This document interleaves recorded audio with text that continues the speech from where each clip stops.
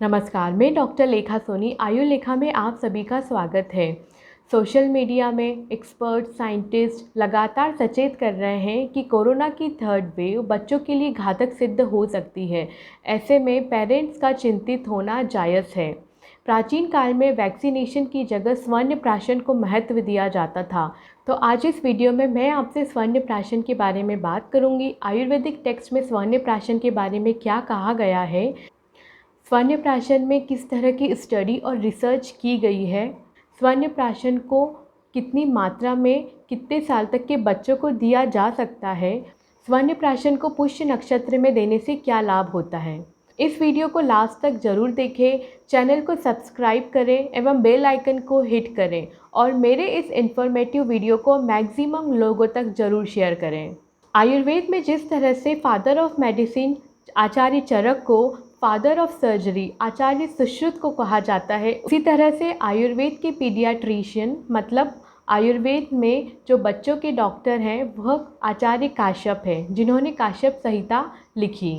आचार्य काश्यप ने काश्यप संहिता के अंदर बच्चों में किए जाने वाले 16 संस्कार के बारे में बताया है और उसी के अंदर स्वर्ण प्राशन एक संस्कार है। स्वर्ण प्राशन मतलब शुद्ध स्वर्ण को आयुर्वेदिक औषधियाँ जैसे शंख पुष्पी, वचा, ब्राह्मी को शहद और घी के साथ बच्चों को दिया जाता है। मार्केट में यह स्वर्ण प्राशन ड्रॉप के नाम से मिलती है। आयुर्वेद में बताया गया है कि स्वर्ण प्राशन बल, बुद्धि और पाचन को बढ़ाने वाला होता है। आयु को बढ़ाने वाला, कल्याण करने वाला, आकर्षित बनाने वाला और ग्रह बाधा को दूर करने वाला होता है। 1 महीने तक लगातार प्रयोग करने से बुद्धि तेज होती है और रोग प्रतिरोधक क्षमता को बढ़ाकर अनेकों रोगों से बचाता है। 6 महीने लगातार प्रयोग करने से बच्चा श्रुतधर बनता है, मतलब एक बार सुनने से जल्दी से याद होने वाला। तो अब विस्तार से स्वर्ण प्राशन के बारे में बात करते हैं। स्वर्ण प्राशन एक अच्छा इम्यूनिटी बूस्टर यानी कि रोग प्रतिरोधक क्षमता को बढ़ाने वाला होता है। कोरोना की थर्ड वेव के बारे में लगातार सोशल मीडिया में बताया जा रहा है। ऐसे में बहुत ज़्यादा ज़रूरी हो जाता है कि बच्चों की जो रोग प्रतिरोधक क्षमता है उसको बढ़ाया जाए और हम सब यह चीज़ जान चुके हैं कि इम्यूनिटी रातों रात नहीं बढ़ाई जा सकती। ऐसे में यह बहुत ज़्यादा ज़रूरी हो गया है कि हर बच्चे को स्वर्ण प्राशन दिया जाए ताकि तीसरी लहर में बच्चों को ज़्यादा नुकसान ना पहुंच पाए। बच्चों को अगर सर्दी जुकाम बहुत ज़्यादा है और बार बार बीमार होते हैं, ऐसे में स्वर्ण प्राशन बहुत ज़्यादा लाभदायी होता है। एक स्टडी के अनुसार जब 10 दिन तक लगातार चूहों को स्वर्ण भस्म दी गई तो रिजल्ट चौंकाने वाले थे। चूहों की नॉन स्पेसिफिक इम्यूनिटी बढ़ी हुई पाई गई। आचार्य काश्यप 1000 वर्ष पहले यह जान चुके थे कि शरीर के विकास की दृष्टि से स्वर्ण बहुत ही महत्वपूर्ण भूमिका अदा करता है। स्वर्ण प्राशन बच्चों के अंदर शारीरिक एवं मानसिक विकास करता है। बच्चों में डिलेड माइलस्टोन होना यानी कि बच्चों का विकास जिस उम्र में हो जाना चाहिए उस उम्र में ना हो पाना, जैसे 6 महीने के अंदर बच्चों का बैठना शुरू होना, 9 महीने की उम्र में नाना बाबा जैसे शब्दों का बोलना। ऐसे में स्वर्ण प्राशन लेने से बच्चों के अंदर शारीरिक एवं मानसिक विकास होता है। स्वर्ण प्राशन इंटेलिजेंसी को भी बढ़ाता है। एक स्टडी के अनुसार स्वर्ण प्राशन जब बच्चों में दिया गया तो उनकी कॉग्निटिव फंक्शन यानी कि सोचने की, समझने की, डिसीजन लेने की जो कैपेसिटी है उसमें सुधार हुआ। स्वर्ण प्राशन के अंदर जो स्वर्ण का प्रयोग किया गया है वह शुद्ध और शास्त्रोक्त विधि से तैयार किया जाना चाहिए। एक स्टडी से यह पता चला कि स्वर्ण प्राशन की कोई क्रॉनिक टॉक्सिसिटी यानी कि लंबे समय तक प्रयोग करने पर भी कोई साइड इफ़ेक्ट्स नहीं देखे गए।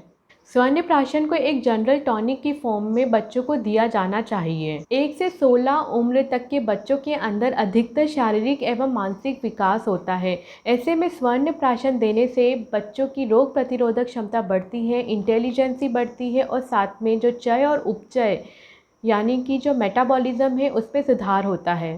स्वर्ण प्राशन शरीर के स्टेमिना को बढ़ाने के साथ साथ कॉम्प्लेक्शन और फर्टिलिटी को बढ़ाने में एक अहम भूमिका निभाता है। 12 से 16 साल के बच्चों के अंदर सेकेंडरी सेक्सुअल कैरेक्टरिस्टिक्स अपीयर होते हैं। ऐसे में स्वर्ण प्राशन को फर्टिलिटी इन्हेंसर के रूप में दिया जाना चाहिए। तो अब बात करते हैं कि स्वर्ण प्राशन को कब कैसे दिया जाना चाहिए। बच्चों को स्वर्ण प्राशन पुष्य नक्षत्र में भी दिया जाता है और रोज़ाना भी दिया जा सकता है। दोनों में से कोई सा भी ऑप्शंस चूज़ किया जा सकता है। स्वर्ण प्राशन की मात्रा डेली बेसिस में अलग होती है और सिर्फ पुष्य नक्षत्र में देने पर अलग होती है। जन्म से लेकर 2 महीने के बच्चों में पुष्य नक्षत्र में देने पर 2 ड्रॉप, अगर रोज़ाना दे रहे हैं तो 1 ड्रॉप। उसी तरह से 2 से 6 महीने के बच्चों के अंदर पुष्य नक्षत्र में 3 ड्रॉप दी जाती है और रोज़ाना अगर देना है तो 2 ड्रॉप दी जाती है। 6 से 1 साल के बच्चों के अंदर पुष्य नक्षत्र में 4 ड्रॉप और रोज़ाना देना हो तो 2 ड्रॉप, और 1 वर्ष से 5 साल के बच्चों के अंदर 6 ड्रॉप पुष्य नक्षत्र पर और अगर रोज़ाना देना है तो 3 ड्रॉप्स। 5 से 16 उम्र के बच्चों के अंदर पुष्य नक्षत्र में 7 ड्रॉप दी जाती है और अगर डेली बेसिस पे देना है तो 4 ड्रॉप दी जानी चाहिए। पुष्य 27 नक्षत्रों में से एक नक्षत्र होता है और यह हर महीने में 27 दिन के अंतराल में आता है। इसे स्टार ऑफ न्यूरिशमेंट भी कहा जाता है। जिस तरह से माँ अपने बच्चों का भरण पोषण करती है, उसी तरह से पुष्य नक्षत्र में दी गई औषधि बच्चों के लिए बहुत ज़्यादा लाभदायी होती है। कुछ लोगों का मानना है कि अगर स्वर्ण को पुष्य नक्षत्र में दिया जाता है तो गोल्ड की जो पोटेंसी है वो बढ़ जाती है। 2021 में पुष्य नक्षत्र कब आ रहा है आप इस टेबल में देख सकते हैं। तो अब बात आती है स्वर्ण प्राशन किसे नहीं लेना चाहिए। तो ऐसे बच्चे जो ऑलरेडी किसी बीमारी से ग्रसित है, ऐसे बच्चों को डॉक्टर की कंसल्टेंसी के बाद ही स्वर्ण प्राशन लेना चाहिए। तो आशा करती हूँ कि अगले महीने के पुष्य नक्षत्र में ज़रूर आप अपने बच्चों का स्वर्ण प्राशन करें और इस वीडियो को अधिकतर लोगों तक शेयर ज़रूर करें। कुछ इसी तरह के इन्फॉर्मेटिव वीडियोस के साथ मैं फिर हाजिर होंगी। तब तक अपना ख्याल रखिए। 2 गज की दूरी, मास्क है ज़रूरी। अगर रहना चाहते हैं हेल्दी तो आयुर्वेद को अपनाना है ज़रूरी। Thank you.